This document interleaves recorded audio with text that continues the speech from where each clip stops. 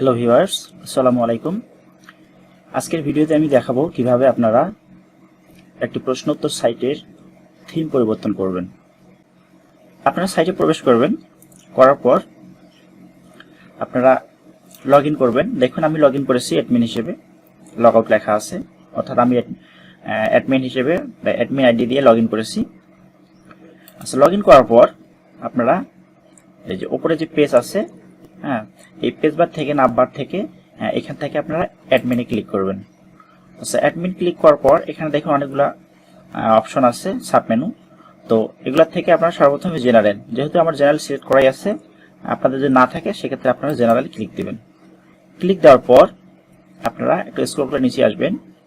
আসার পর আপনারা দেখবেন যেখানে সাইট থিম, এখানে আছে সাইট ল্যাঙ্গুয়েজ ইংলিশ, তারপরে আছে সাইট থিম স্নোফ্ল্যাট, এরপর আছে themes for mobile স্নোফ্ল্যাট।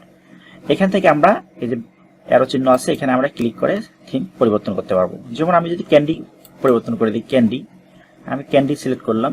R themes for mobile, অর্থাৎ এখানে আপনাদের মোবাইল দিয়ে যদি আপনি সাইটে প্রবেশ করেন তাহলে কোন থিম ব্যবহার করবেন। এই প্রশ্নোত্তর সাইটের একটি বিশেষ ফিচার হচ্ছে যে সাইটে মোবাইল দিয়ে প্রবেশ করলে একরকম দেখানো যায়, আবার কম্পিউটার দিয়ে প্রবেশ করলে আরেক রকম দেখানো যাবে। অর্থাৎ কম্পিউটার ভিউ এবং মোবাইল ভিউ দুই রকম করা যায়। তো এখানে আমি মোবাইল ভিউটা স্নোফ্ল্যাটই রাখলাম, শুধু আমি এখন দেখানোর জন্য সাইট থিম ক্যান্ডি নির্বাচন করলাম। করার পর আপনারা এখানে নিচে দেখবেন সেভ অপশন, এই সেভ অপশন ক্লিক করবেন। আমি সেভ ক্লিক করলাম, দেখুন আমার থিমটা পরিবর্তন হয়ে গেছে। এটা হচ্ছে ক্যান্ডি থিম। আবার আমি যদি দেখাই, আমি আবার আগেরটাই করব, সেক্ষেত্রে আমি সাইট থিম, অর্থাৎ সাইট থিম বলতে আমার ডেস্কটপে বা পিসিতে কেমন দেখাবে সেটা। তো আমি ক্যান্ডি থেকে পরিবর্তন করে আমি আবার স্নোফ্ল্যাট করলাম, করার পর আমি নিচে সেভ অপশনে ক্লিক করলাম।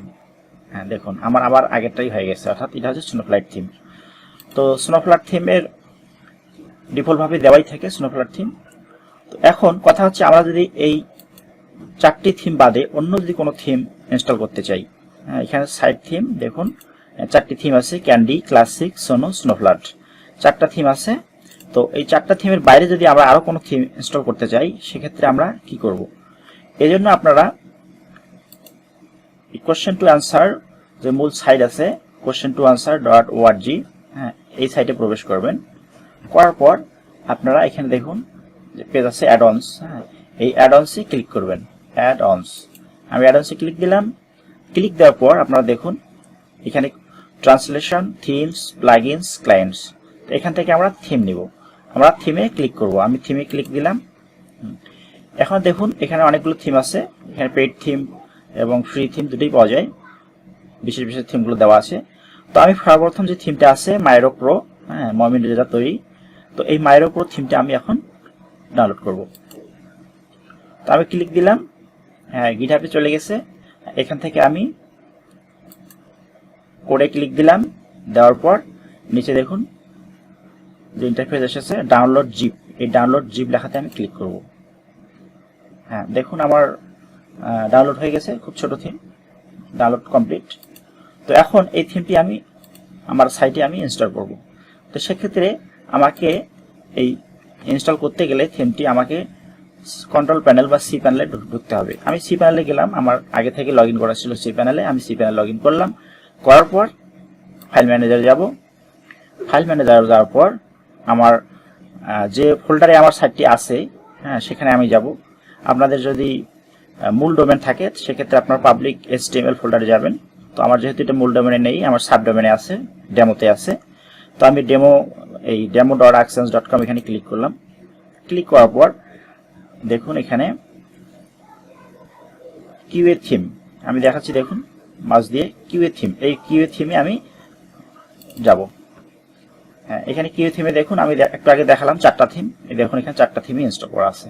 তো এখানে আমরা নতুন যে থিমটা ডাউনলোড করলাম সেটা এখানে ইনস্টল করব। তো এক্ষেত্রে আমি কি করব, আপলোডে ক্লিক দেব।